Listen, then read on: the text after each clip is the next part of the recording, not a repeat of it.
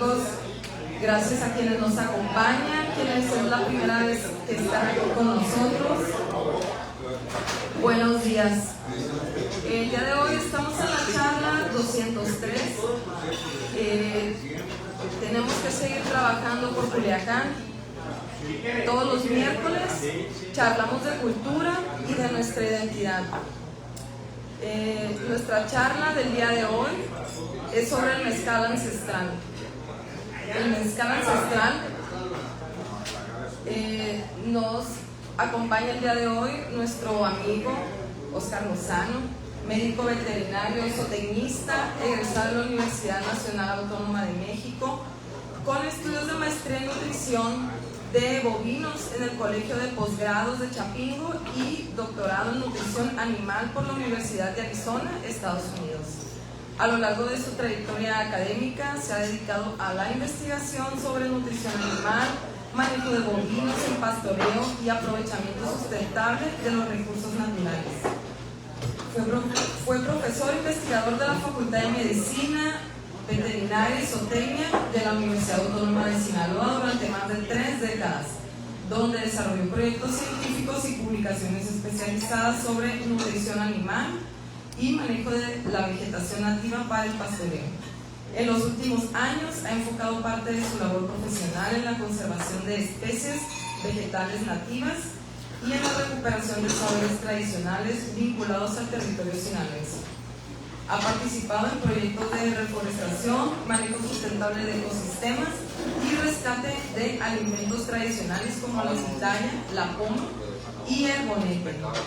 En esta charla 203 nos compartirá una visión histórica, cultural y productiva sobre el mezcal ancestral en Sinaloa, una tradición que forma parte del patrimonio biocultural del Estado y que conecta el conocimiento de las comunidades con la riqueza de nuestros paisajes y recursos naturales. Recibimos hoy con un fuerte aplauso a Oscar Lozano.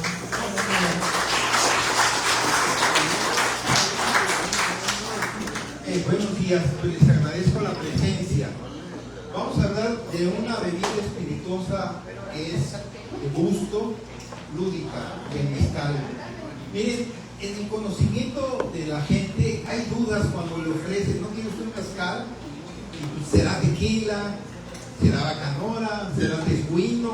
¿Raicilla? Porque hay muchas versiones y luego hay muchos mitos sobre esa bebida. Esta plática lo que pretendo es organizar un poco la información, dar un orden a lo que yo conozco, una contribución, pero yo sé que todos ustedes que han tenido una cercanía han tenido elementos que pueden colaborar para armar de este tema, pues un tema de desarrollo para nosotros. Entonces, aquí yo tengo pues, que hay mucha gente que sabe trabajar este producto y que necesitan organizarse para avanzar. Miren, la práctica la voy a dividir desde el punto de vista biológico. ¿Cómo son los agaves? ¿Dónde están? ¿Por qué se generaron? El tema histórico y los indígenas es un tema. El social, cultural, legal y económico. Y luego ya entraríamos a lo que es Sinaloa. ¿Qué pasa aquí en Sinaloa? ¿Y cuál es el futuro de este mezcal? Con esto quiero presentar que pues aquí necesitamos biólogos, no han llegado los comités, gente que defienda la ecología, luego pues, historiadores, antropólogos, y luego pues, economistas, cuestiones culturales que tienen mucho, y pues emprendedores, o sea, la parte de mercadotecnia y desarrollo de productos. O sea, es un tema que tiene de muchos por donde hablarse. Miren, a ver, la siguiente, aquí. No, entonces aquí. México está aquí una representación de lo mega diverso que tenemos. Montañas, zonas áridas, trópico húmedo, trópico seco. Estas son las montañas, bueno, y el desierto. Han oído hablar que hubo una etapa fuerte de una glaciación que hace 15,000 años se fue. Entonces el hecho de que esto haya estado una época de frío, haya otra vegetación que con el tiempo que entró el calor, pues desde las zonas lejanas fue regresando la vegetación. Y aquí tenemos una zona en donde se llama la Reserva de la Biosfera de Tehuacán-Cuicatlán, en donde se dan esas conservación de esas especies tropicales y que al paso del tiempo se distribuyeron por todo el país. Mira, ojalá puedan visitarlo, está en Oaxaca, y es una reserva donde está llenísima de cactáceas. Se cree que ahí pues es uno de los puntos donde se generaron todas estas especies. Ahí están las columnares, pues como de rosetas, ¿cómo llaman? Las suculentas y los agaves. O sea, se generaron mucho tipo de cactáceas en esta zona. Y vamos a hablar en especial de este tipo que son los magueyes.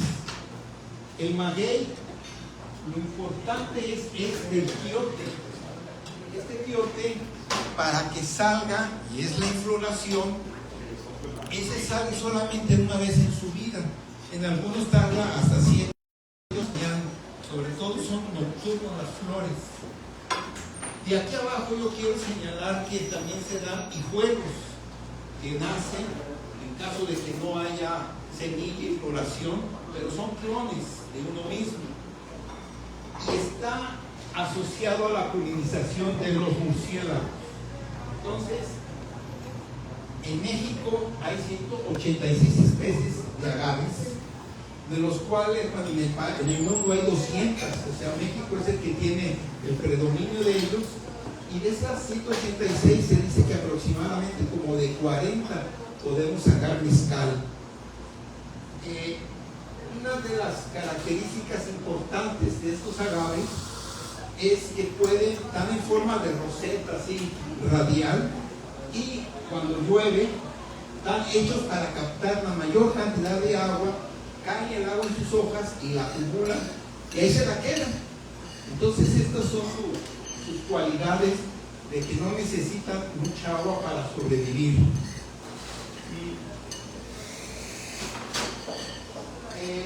Esta es ahí tengo un mapa más claro, no sé dónde ponerlo, pero la distribución que tenemos de los magueyes en nuestro país.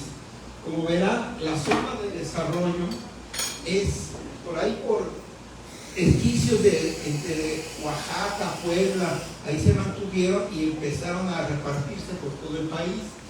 Aquí en la zona donde nos encontramos, los que son de tipo para mezcal de bebida, pues es el espadín, que es el agustifolia, se encuentra el cenizo, que es uno de Durango, duranguensis, pero aquí hay.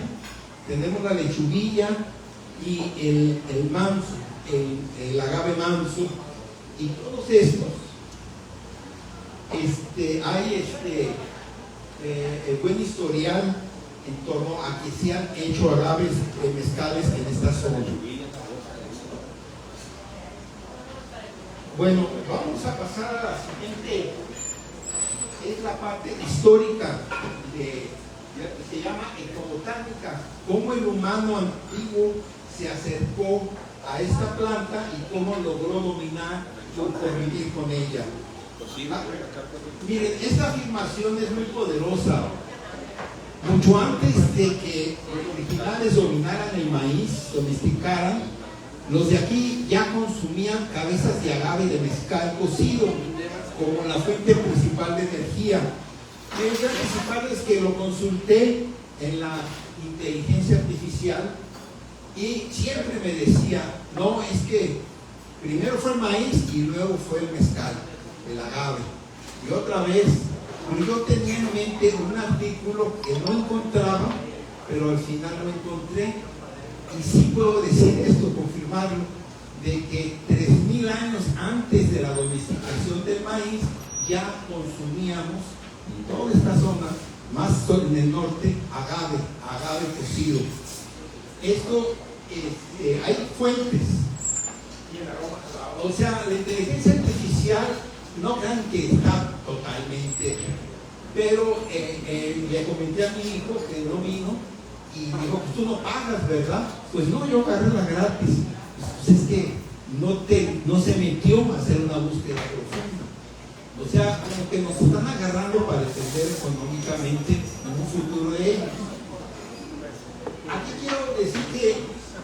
encontrado hornos enterrados que se utilizaban para cocer las cabezas de agave, sobre todo en las ruinas de Paquimé, en Chihuahua.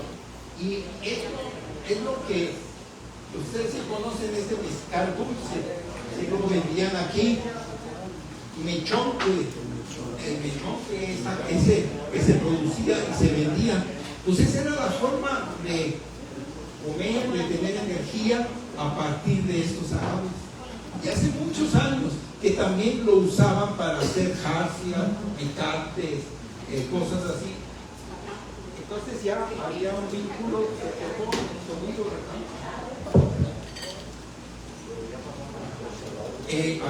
un vínculo biológico con esta planta. Ahora, este es el artículo en donde sustento es mucha de esta información histórica, la introducción y la destilación y el origen de los mezcales en el occidente de México.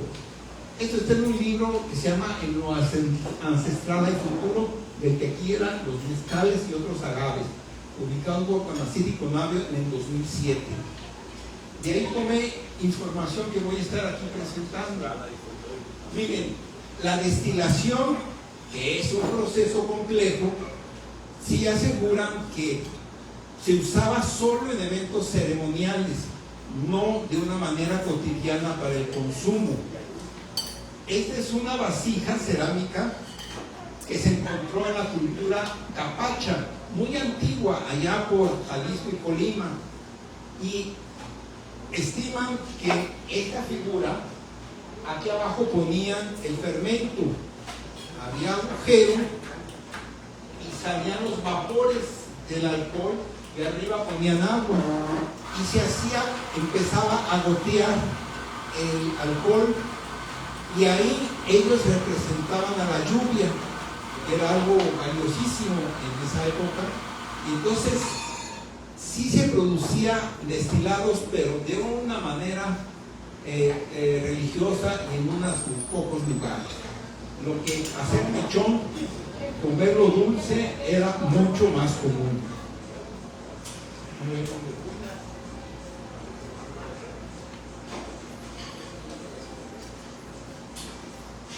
Bueno, entonces yo tengo esta reflexión. A nosotros nos dicen que somos los hijos del maíz, porque el maíz fue nuestro padre. Pues en este sentido también somos nietos del agave, porque comimos agave y luego maíz. O sea, hay que decirlo así. El agave fue una importante fuente de alimento que no fue mucho cultivada, pero sí la usábamos.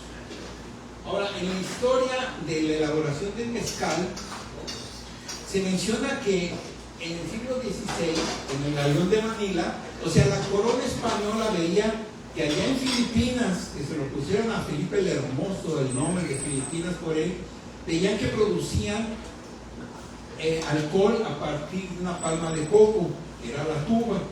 Lo vieron importante y se lo trajeron para aquí, para México, bueno, para Nueva España, y ahí en la zona de Colima floreció esa palma, y este es el tipo de destilado que trajeron los filipinos. O sea, no usaban fierro, cobre, era barro y madera y leña. Calentaban, tenían los vapores y arriba enfriaban en una bandejita. Eso era el modelo filipino, que fíjense, todavía se encuentran zonas que tienen ese sistema de destilación. Una representación más técnica de esto, aquí está donde se pone el fermento líquido, se calienta y por ese tubo salen los vapores, se evapora y luego entra como una chaqueta de agua, una capa de agua que trata de que de aquí viene el vapor y se condensa y hasta acá empieza a gotear ya el licor. La convección de agua solamente cumple la función de enfriar para condensar. Ese es el modelo árabe que se desarrolló, pero aquí tuvimos el filipino. Entonces la destilación no es algo fácil, pero así se hacía.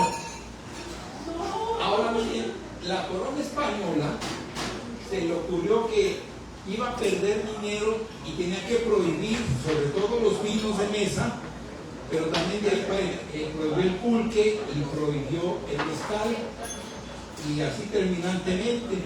Resultado fue que pues cerraron todas las vinatas, bueno, la producción de destilados filipinos cerca, pero la técnica la conocieron los campesinos, les gustó y se diseminó, pero de manera clandestina.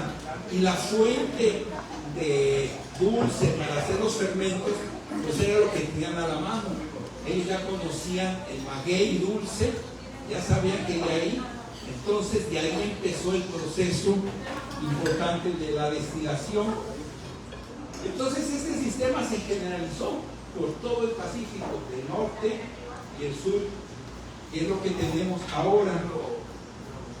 Miren, vamos a hacer una revisión de la técnica artesanal, ancestral de la producción del mezcal, o como le dicen aquí, vino mezcal. La primera parte es el proceso del cocido de la piña o de la cabeza. Se cortan, se atraen y en un hoyo, aquí la señora está llenando, luego ponen madera.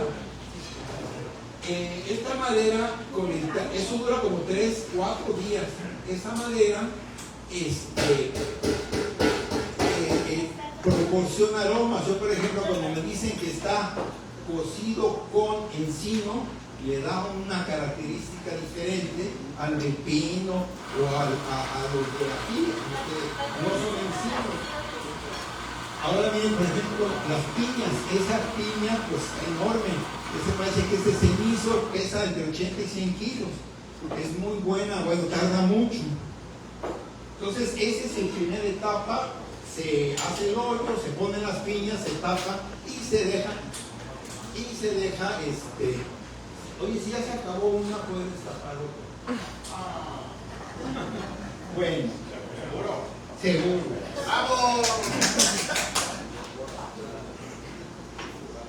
Ahí está. Por acá. Estamos en el proceso de con una piedra grandota que da vueltas, y ahí va escurriendo lo que se va a meter a la fermentación. Esto está en Oaxaca, Miahuatlán de Porfirio Díaz, ahí lo pesqué. Aquí en Sinaloa, en Chacala, Durango, pues usan rodillos, y el que le da vueltas así, amarran una cuatrimoto y está dando vueltas y está muriendo en rodillo. Y pues si van a Jalisco, a Tequila, hay demostraciones elegantes como esa. Miren, aquí viene el concepto de preparación. ¿Cuándo sabe más sabrosa una salsa de tomate, chile, cebolla? Cuando lo meten en la licuadora y destroza todo, o cuando la están amartajando en un molcajete con piedra. Van rompiendo, deshebrando las células y van quedando las células, algunas partículas completas. La gente dice que es mejor sabor amartajar a la salsa. Pues ese principio aquí lo podemos aplicar. Bueno, viene después lo que es la fermentación. Aquí lo fermentan con todo y las hojas. Aquí, como les digo, es importante el agua. En el mezcal artesanal, preferentemente encuentran buena agua de un pozo, porque las aguas de pozos traen buenos minerales y el crecimiento de la levadura en la fermentación es mejor. Cuando se usa agua de la llave o agua de un río, pues la gente no es tan buena esa agua. Aquí, en este proceso, ahí entra la labor muy importante de un maestro mezcalero. En cada vinata debe de haber uno que sepa, que se le reconozca y que dan las instrucciones. Ya, se acabó esto, lo que sigue. Entonces, en algunas de estas vinatas o estos palenques artesanales, hay que reconocerle quién es el maestro mezcalero. Ese es su aporte en esto. Miren, de una manera... Ay, me pasé. es la fermentación rápida. Este es el azúcar que queda, es la inulina. Luego no sé si la han probado, el azúcar de agave, que es muy buena. Ahora, los azúcares más agua, más levadura, más tiempo, nos da etanol. El alcohol nos da CO2. Y ese bagazo que queda, pues es muy bueno para el ganado, en estos lugares secos. Entonces ese bagazo es usado y a eso se le conoce como tepache. Viene la siguiente parte, que es la destilación. Este es el proceso de destilación en Chacala, Durango. No se ve abajo, se pone y por ahí destilan el alcohol. Hay en México, se han encontrado en Morelos, este tipo de destiladores que es el estilo filipino. Ese que vieron que no necesitan cobre. Y este modelo era muy bueno cuando había la imposición, o sea que estaba la prohibición. Esto lo quitaban y lo escogían muy fácil y venían. Era un sistema rápido y fácil de camuflajear. Ahora bien, ya viene cuando va saliendo el mezcal. Ahí los maestros mezcaleros es cuando la perlita es muy útil. O sea, aquí usaríamos un alcoholímetro que lo ponemos y nos da cantidad de alcohol. Ellos calculan a través de la formación de perlitas si tiene 40, si tiene 60, qué porcentaje de alcohol tiene. Y ese es un conocimiento pues ancestral y de que ellos tienen. Entonces ya empiezan a juntar buen volumen que lo están analizando. A veces que salen las puntas de destilado y la punta siempre carga con un 70. Algunos sí lo conservan y lo toman. Algunos dicen que es el de pechuga. Ese es bueno, está muy fuerte. Pero después las colas, esas salen con un 20% de alcohol y ellos normalmente lo venden arriba de 40, 42. Entonces hacen una combinación de puntas con cola para que quede más, para vender la gran mayoría del alcohol, del mezcal.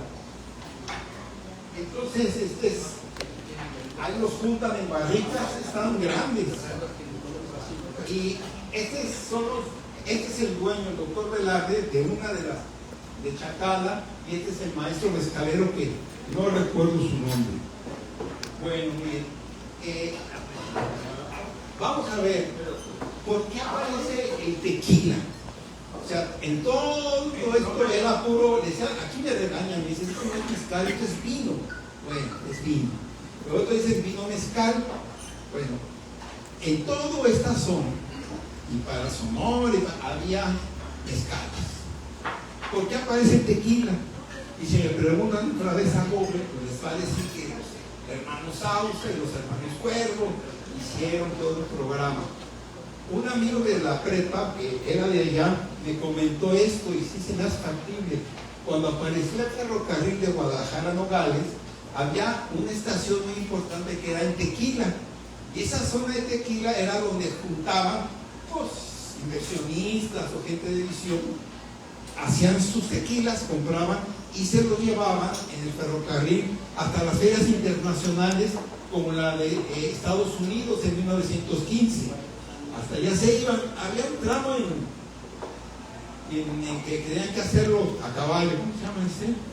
Bueno, había un tramo difícil de la sierra, pero hasta allá llegaban. Entonces, cuando llegaban los norteamericanos, empezaron a probarlo. ¿Y de dónde viene esto que está tan bueno? Y traían su marbete, pues viene el tequila. Ah, pues tráeme para el otro año otro tequila. Y así fue una forma de ferrocarril, ferias, embarque y la visión de futuro de unas personas como los Sausa, como los Cuervos, de armar todo esto como un nombre y que predominó. Ahora bien, mira, aquí hay otra situación que yo quisiera.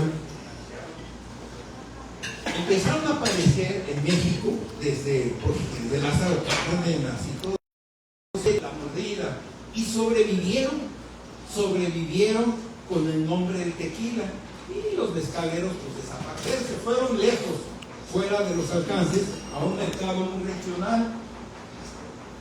Entonces, en ese proceso de sobrevivir con marcas, el tequila ya pasó a una fase más industrial de producirse.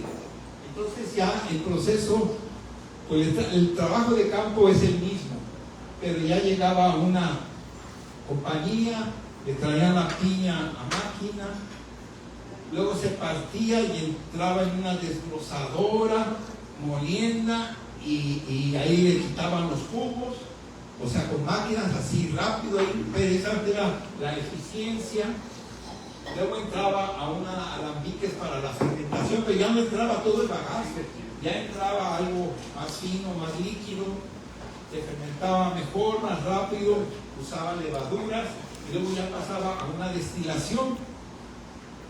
Eso era el proceso, y yo aquí voy a hacer una diferencia. Miren, en el artesanal la materia prima eran varios agaves, muchos a veces ahí estaban, iban o hacían un semicultivo. Actualmente tienen que hacer eso. El cocimiento era en horno de piso, como vimos, la molienda era en tabona, la fermentación se hacía con la fibra, y la destilación ya vieron cómo era, o en cobre o en agave. Cuando entra el proceso industrial de sobrevivencia como negocio, ellos definieron que la materia prima iba a ser de uno solo, el agave espadín azul, y estaba en cuestiones industriales sembrado. La extracción, o sea, la molienda, y le hacían un cocimiento con vapor, o sea, temperatura, presión, humedad y tiempo, y rápido, ya salía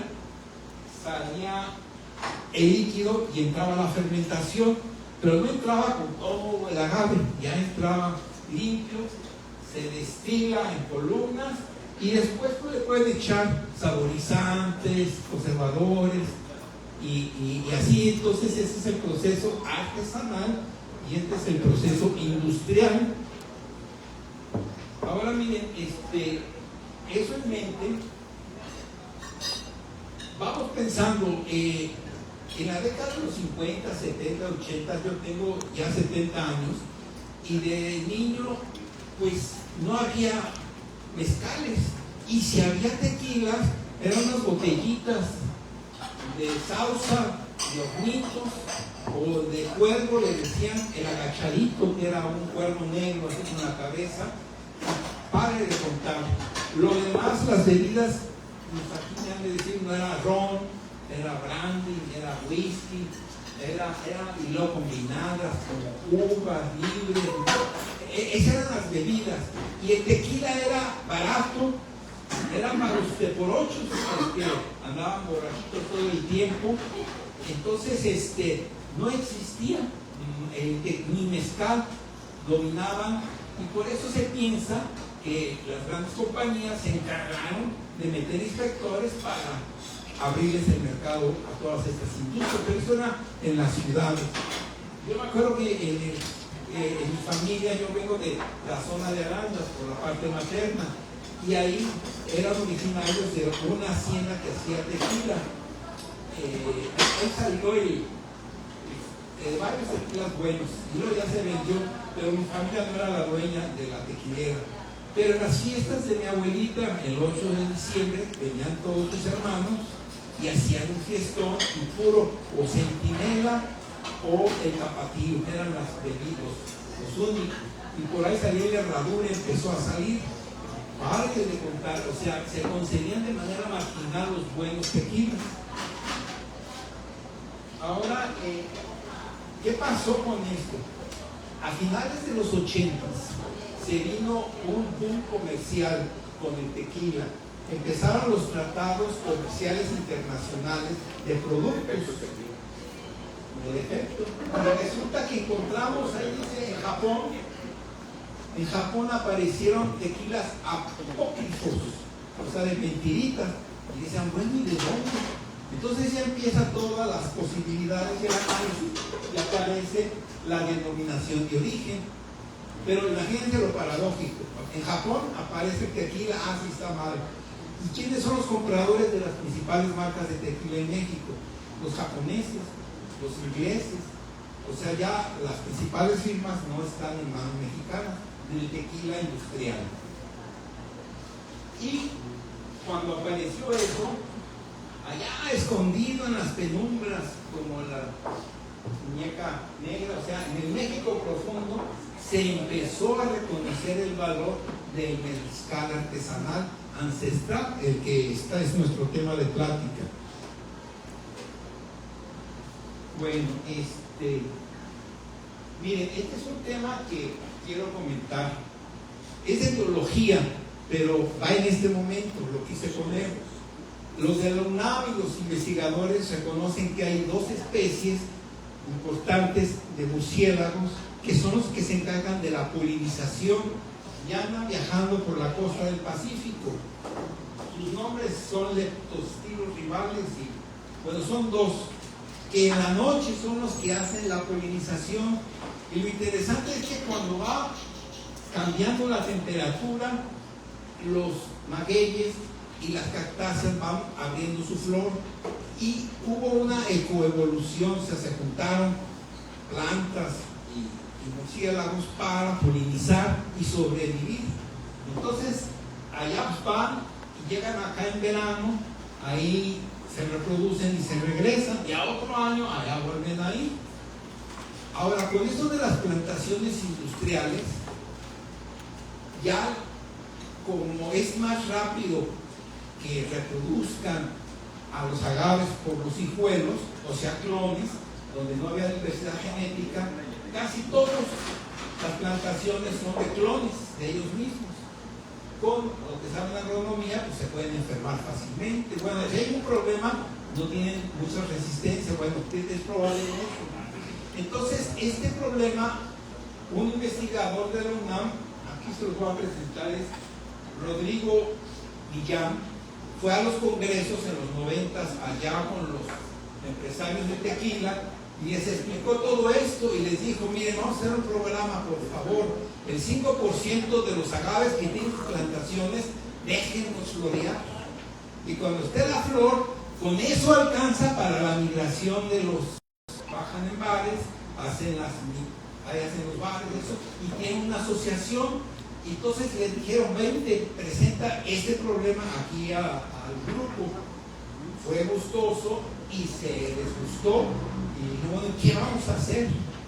Pues la propuesta ya la llevaba: vamos a tratar de que ustedes compren nada más tequilas y mezcales que tengan un holograma en donde ya se revisó que son amables con los murciélagos. Estuvieron de acuerdo los gringos, los investigadores, y ponen de uno que otro empresario y dijo: órale, ahí va la cosa. Entonces, ahora sí se pusieron de acuerdo y existe este marbete, bat friendly, o sea, amable con los murciélagos. Aquí están los agaves, la flor, y ahí está el murciélago. No es obligatorio, es como es de voluntario. Pero los bartenders en Estados Unidos decidieron que si no traía ese marbete no lo compraban. Y para poner ese marbete hay una propuesta, lo pueden consultar ahí en internet. Va a la UNAM, checa, y si ve el 5% ya te dan, y tienes que corroborarlo cada 2 años, una cosa así. No es caro, pero ya es una forma en cómo los investigadores y los consumidores se ponen de acuerdo para doblegar a una industria, para cambiar las cosas. Bueno, esto es un tema que quería externar. Ahora vamos a Sinaloa. En Sinaloa, pues pasaba lo que conocemos. Se producía por allá, en los cerros, escondido, en los rincones. Y cuando ya estaba el mezcal, se vendía mucho allá se vendía mucho, pero ahí venía en las recuas, estos de bestias, y venía como de lejos y se apoyaban en un contenedor. Mejor los han visto, las damajuanas. Esas damajuanas llegaron a México, aquí por los alemanes que tenían varios negocios comerciales en Mazatlán, descargaban los líquidos. Era la cantidad donde aguantaban 20 litros, 20 kilos, y ya lo descargaban del barco. Y eso quedaba ahí libre, y los dijeron los del mezcal, véngase para acá, eso va a ser muy útil. Si buscan en internet Damajuana, aparece una empresa alemana que se llama Dam Johanns, que es la que tiene el impreso de todos estos. Y ya se le puso Damajuana, y para conservarlo, pues así lo retenían para que durara. Miren, la comercialización del mezcal en esa época era a granel, llegaban y te tocaba de a 20, era la unidad, o comprabas 20 o media, pero iban bajando. Venían principalmente de Chacala. Chacala era un centro mezcalero, había 10 mezcaleras y había un pozo pero muy bueno. Entonces, esa expresión, los chacas, el chaca, viene de que el mejor mezcal es de Chacala. Entonces es una expresión muy local de los chacas. Miren, Armando Franco, un conocido nuestro, ya tiene 86 años, conocedor, me decía que en Sinaloa, en Culiacán, cuando él era niño de 10 años, tenía que ir lo mandaba a su mamá, porque era el más grande, a sacar a su papá, porque después de dar clases de inglés en la universidad, era bueno, se iba a una cantina, y lo único que tomaban, decía, lo que más veía yo era mezcal, vino mezcal. Y sí, una que otra cerveza, otro ron, pero lo que predominaba en los 50 era el vino mezcal. Y él dice que ahí junto a la cantina había una destilera clandestina que con azúcar y melaza hacía mezcal. Dice que lo vio. Otro comentario que me hace mi concuño en Cigüeñas, José Antonio Gastelo, que cuando era niño, sus tíos Castro tenían tiendas importantes de ferreteras ahí en el mercado de Valbuena, y que tenían la costumbre de siempre tener una cantidad de mezcal disponible para que a los clientes que llegaban siempre les ofrecieran un caballito. Era una costumbre. Ustedes ahí me podrán desmentir, yo no andaba en esa época por aquí. Entonces, el mezcal forma parte de la vida de esta zona. Bueno, vamos a ver, miren, en la cuestión de información escrita publicada, hay este libro que se llama El Mezcal de Sinaloa. Está editado por el Colegio de Sinaloa. El autor, Samuel Octavio Ojeda Gastelo. Yo tenía el libro, pero no lo encontré, por ahí debe de estar. Esa es una referencia a la historia y hacía también agaves de mezcal. Y según los escritos de ese autor, era la que más producía en todo el estado y la sacaba para el sur. Otro dato interesante es que dice que la primera empresa agroindustrial de todo el estado de Sinaloa fue ahí en Pericos con la familia Peiro, esta planta de mezcal. Le publicó el libro porque el Colegio de Sinaloa, el primer director Gagiola, es también de Pericos, y él es de Pericos, entonces ese libro lo pueden consultar. Ahora, otro libro interesante, no lo he podido pescar, eso lo encontré en una nota periodística, se llama el libro La Vinata, que es de Guadalupe Tirado Canizales. Este es un libro, él es ingeniero agrónomo, que su tesis de licenciatura la hizo sobre la producción de vinata en Mazatlán, en los alrededores de Mazatlán. Entonces, él dice que llegó a ver hasta 22 plantas, le llaman aquí vinatas, que estaban alrededor de la Noria, toda esa zona, y eso pues, requería mucha producción de agave, y era una industria consolidada. Pero aquí viene el problema de la historia que dice, fue la época en que Loaiza, como gobernador, apoyaba mucho a Cárdenas y le exigieron repartir tierras. Aquí en el Valle de Culiacán no repartió ninguna y se fue allá para el sur, y allá en esa zona con estos amigos del mezcal, ahí hizo relajo, repartió, se les opuso, y pues dicen que una de las causas de la muerte, ella dice, es por andarse metiendo con las tierras del mezcal. Ahí menciona que la última vinata, esta es una que encontré de los marbetos, de las que ponían en las botellas, etiquetas. Se llamaban etiquetas: Santa Cecilia, mezcal de olla de San Carlos, las tastemas de Andrés Osuna, la palma. Y esta fue la última, la hormiga, que dice que pues hasta que aguantó la intervención de los inspectores, toda la tranza, y tuvo que cerrar en 1980. Lo que yo siento es que esto sí lograban comercializar a través de botella, no a granel, pero también dicen que la mayoría de su venta se iba para la sierra. Allá, cuando había una mina que había chamba y negocio, allá se vendía casi todo. Entonces, en Sinaloa tenemos ese gran historial en el sur. Ahora, en la actualidad, si van, pues está por ahí todavía viva la de los Osuna. A ver si pueden ir, ahí tienen, pero es un mezcal, no le dicen mezcal, dice licor de agave, y tiene varios estilos. Yo fui y estuve preguntando, oye, ¿y la tatema, cómo la muelen? Oye, ¿y cómo destilan?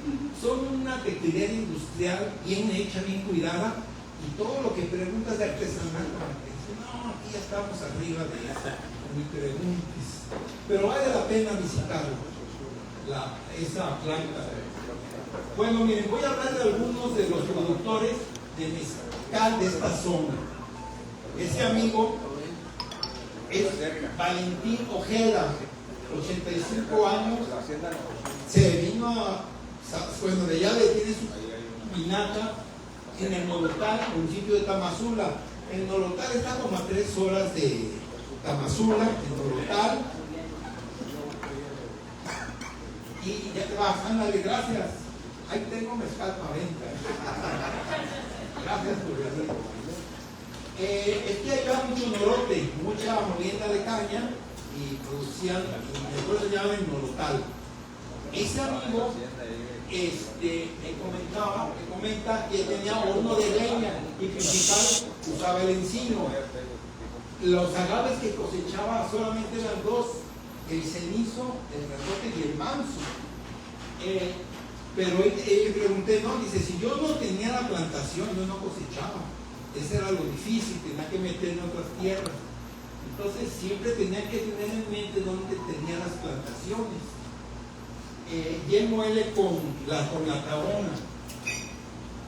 Miren, él producía cada año 8 tandas. O sea, una tanda es cosechas, coces y hasta que sale el destilado es una tanda, y luego vuelven a empezar, cosechan, muelen, cocen. Entonces al año alcanzaba a hacer 8 tandas. 8 tandas de más o menos 100 cabezas, 100 cabezas de agave por tanda. Y ya cuando terminaba, me dice que más o menos, a veces más, a veces menos, sacaba 1000 litros por cada tanda de vino. Él fue el que me dijo, aquí no le decimos mezcal, aquí le decimos vino. Bueno, entonces él comercializaba, o sea, ya que tenía ahí, él y sus hijos, bidones de 20 litros, se embarcaba para Tamazula, ahí vendía, se bajaba, y llegaba hasta Culiacán y ya tenía entregas. Y ya otra vez, otra tanda. Entonces, pues sí ganaba, o sea, yo le no, pues sí alcanzaba para mandar a los hijos a la escuela. Lo triste de esto es que esta vinata, después de 50 años, tuvo que cerrar hace año y medio, cuando fue el problema de la inseguridad. Se le metió gente, las Nolotal lo invadieron, tuvo que salirse, está toda su vinata parada. Y entonces pues no puede entrar todavía. Pero dice que el problema es que no hay jóvenes interesados en mantener esta tradición. Él como joven se metió porque trabajó en otras minatas y le entendió y se metió. Entonces es una tradición que se está perdiendo. El otro es un señor que platiqué con él cuando está trabajando en Fases, allá en la cofradía de Mala. Ahí tenía 80 años, ahorita debe tener 90 años. Este amigo trabajó en las minatas de su papá, se llama el pueblo El Cucharo, en Tamazula, 10 años. Él me explicó que sacaban 3 tipos de mezcal. El mezcal manso era un espadín cultivado, el mezcal bronco era de todo revuelto, y el de lechuquilla. Bien interesante es que la medida de venta era granel, era una damajuana, como de 20 litros. Y decía que en aquel entonces cada damajuana la vendían a 100 pesos y sus relaciones con el maíz a peso. Entonces, el litro aquí lo vendían a 5 pesos. Si ahorita el kilo está a 10 pesos, el kilo de maíz así a menudeo, pues le salía 50 pesos el litro, o sea, lo vendían a granel. Y así ganaban, había demanda. O sea que es un negocio duro, pero ahorita lo vamos a ver un poco más. No, hombre. A ver, vamos a ver bueno, ya es allá en Chacala, Durango. Ya vieron el sistema. Él usa siempre plantaciones de espadín, horno de leña, y él comercializa a granel. Miren, a ver si ubican desde allá. Este es Culiacán. Aquí está Tamazula, aquí están las presas. Esta es la de Cozalá, y la de aquí, la de Sandalona. Entonces, aquí está Chacala funcionando, el Norotal, y Tamazula del centro y la comercialización. Estas dos, la Galancita y el Trompillar, ahí están. Yo no las he ido a visitar, pero siguen vivas, siguen produciendo. Es lo bueno. Ahora es triste, pero en esta ruta, la que yo visito, hay una zona que le dicen Gavinata, del arroyo Grande, un ejido. Pues vete por la Vinata. Y pregunto, ¿y por qué dicen Vinata? Pues había una Vinata. Acá está lo de Bartolo, que me dicen que había otra Vinata. Y allá en Los Mayos había otra Vinata. O sea, es una actividad generalizada, pero pues desapareciendo. Cosa muy diferente lo que está pasando en Oaxaca. Oaxaca está floreciendo, está creciendo, y aquí tenemos la tierra, las especies, la cultura. Hay que pensar qué podemos hacer. Este mismo mercado vino de Durango, pero es de Nombre de Dios, se la compré en Durango, Nombre Durango, y pues me vendrían 500 pesos cada una, pues era de 3 litros. ¿Te acuerdas? ¿Tú fuiste conmigo? No. Sí, fuimos a comprar carnal. Entonces me platicó que era puro mezcal de agave cenizo. Es que yo traíamos 2 y él me dijo, yo no tomo, y me trajo las 2. Pero muy bueno ese mezcal cenizo. Era molido en taona, fermentó en pilas de cemento y se destiela en vasijas de cobre. Era muy buen mezcal. Es muy buen mezcal en realidad. Mire, en las fiestas populares de Sinaloa, ¿sí conoce esta fiesta? Una de esas fiestas trae un burro, que le llaman el burro bar, y lo cargan de mezcal.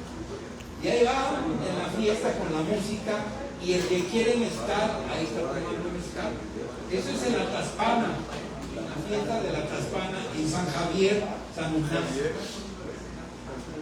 Bueno, en otra fiesta, es en Tehueco, cuando hacen en Semana Santa las danzas del Tehueco, ya que viene el sábado de gloria y pasa todo, todos empiezan a tomar, pero toman del malo, del Viva Villa, y el mucho que toman. Al día siguiente te los encuentras todos bien borrachos. Pero yo saqué mi mezcalito y no duró. No, hombre. Pero sí hay demanda.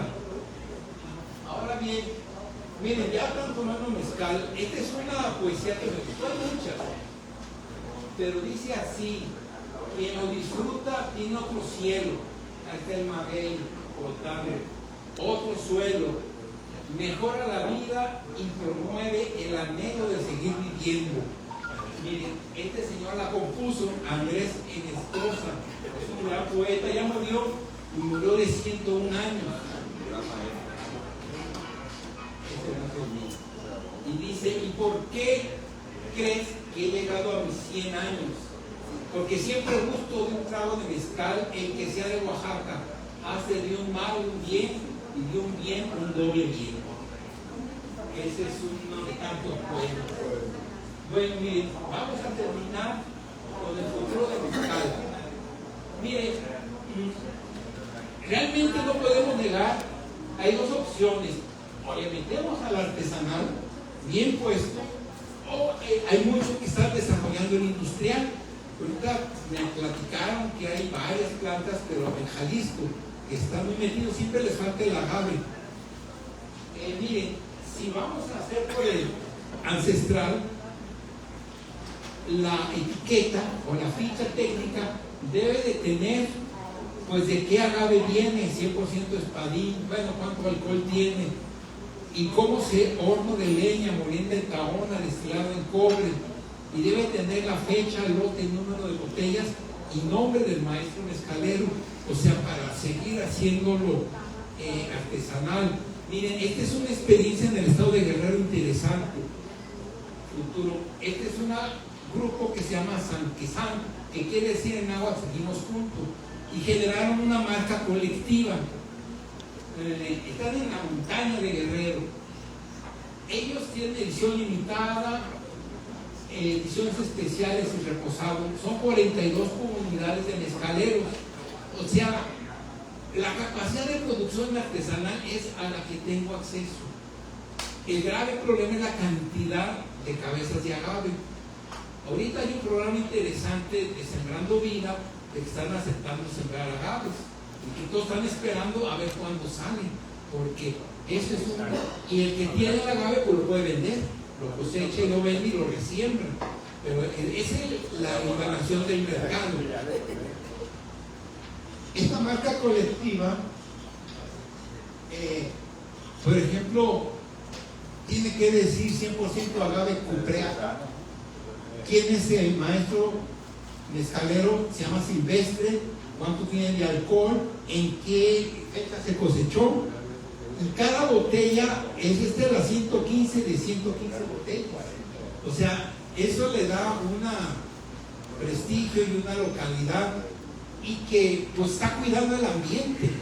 Esa es una preocupación que tenemos, porque es difícil el conservar el ambiente en esto. Por ejemplo, así se presenta, sigue vivo así, y estos son los maestros mezcaleros. Entonces uno cuando va a comprar, pues ya le gustó el de Benigno o el de Luciano, y se acomoda, pues. O sea, no es como el industrial, que todo parejo, homogéneo. ¿Y cuál es? Pues es el mismo.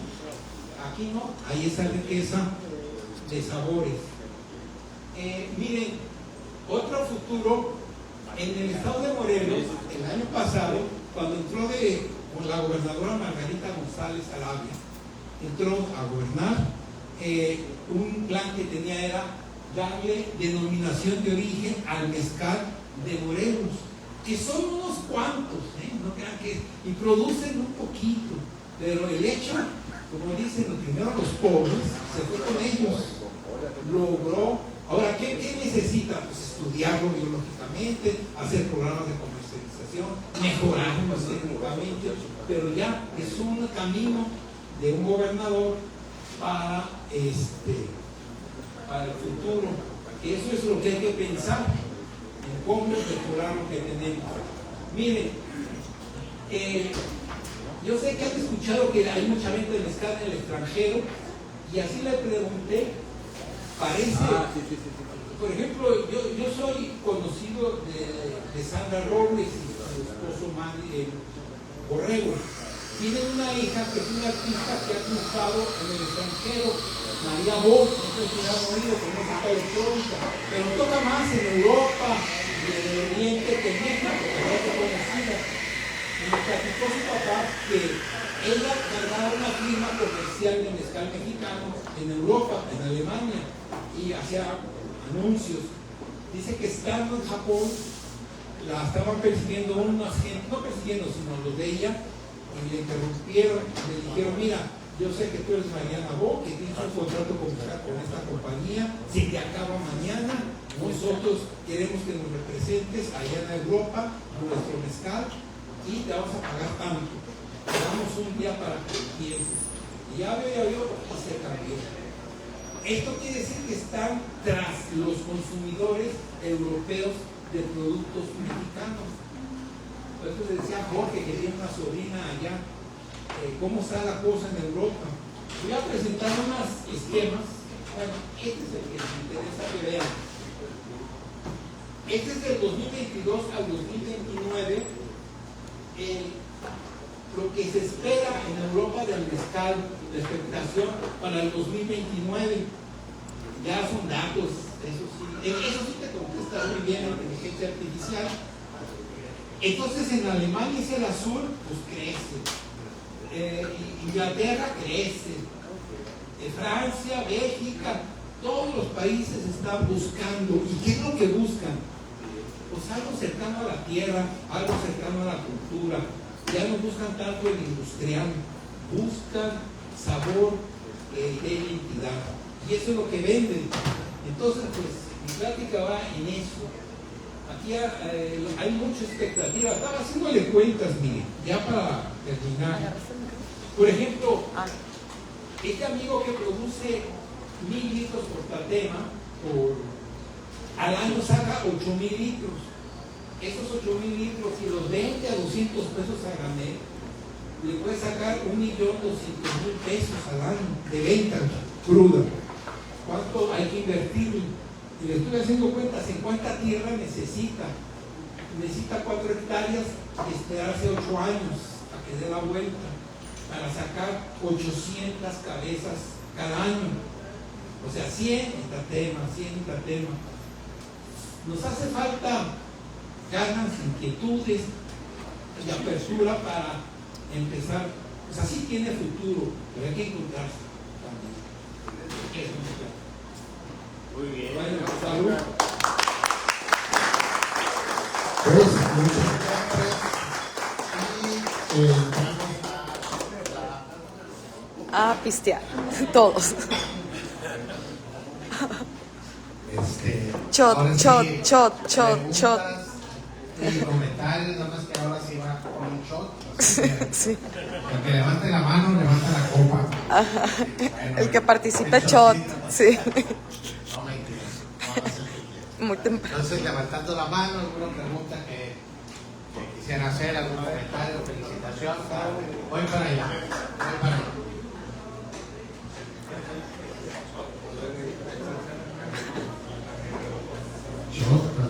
Shot, shot. Así es. Está bien.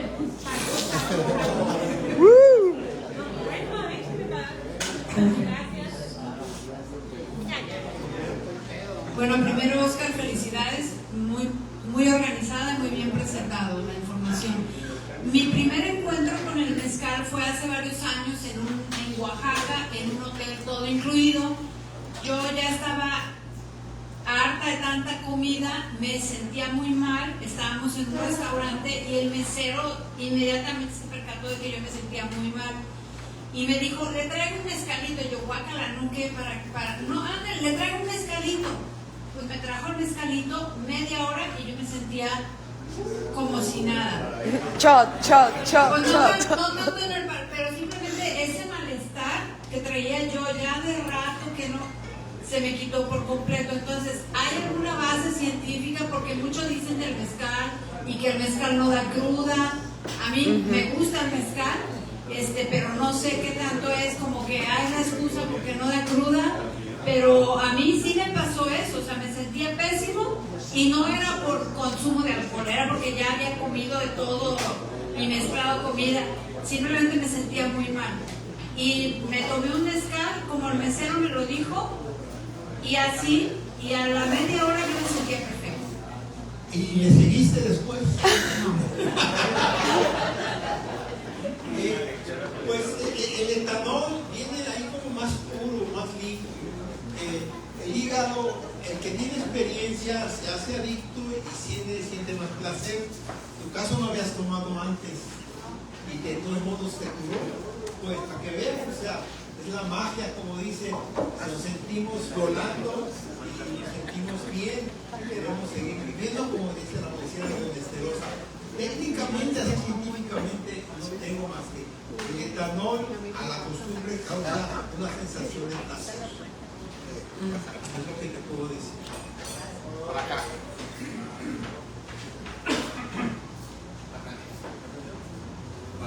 Primero, una gran felicitación a nuestro amigo Oscar Lozano por una plática tan completa, muy documentada y sobre todo con una presentación y una muy buena expectativa para la región. Mi nombre es Alejandro Cruz. Hemos trabajado en algunas cuestiones conjuntamente con Oscar y tengo el honor de contar con su amistad de hace más o menos 40 años. Mi intervención es algunos comentarios. Efectivamente, el alcohol, como todas las bebidas espirituosas y todas las sustancias que nos mueven la conciencia, siempre han tenido mercado en todo el país, en todo el mundo y especialmente en la Sierra de Sinaloa. Ya ven ahora que estamos. Quiero hacer los siguientes comentarios. Mezcal efectivamente ha habido toda la vida en todo el sector rural en México. Aquí son mezcales. El mezcal es todo el producto de maguey. En el norte está el bacanora, está el sotol, está y el mezcal tradicional. Y nada más quiero hacer los siguientes comentarios. Algunos muy especiales, como por ejemplo cuando se hace más de 100 años la cultura mexicana ha tenido sus bandazos. Primero fuimos dominados por los españoles, luego Porfirio Díaz nos afrancesó y luego nuevamente con la revolución nos medio arengamos y en esa etapa del afrancesamiento es muy curioso este dato. Cuando se hacen las fuerzas revolucionarias, lo primero que hacían los generales que eran del medio rural, pero que ya estaban sobre el proceso como más o menos como ahora de llegar al poder y tener recursos, nunca tomaban no se conocía el tequila, pero jamás tomaban mezcal. Entonces ellos tomaban coñac, ¿sí? Y es curioso que cuando se reúnen Francisco Villa y Emiliano Zapata en Palacio Nacional, pues Zapata es mezcalero, pero en ese momento ya toma coñac y le da una copa de coñac a Francisco Villa, y Francisco Villa era abstemio. Entonces él se toma una copa y se anda ahogando y le dice: ¿qué te pasa, general?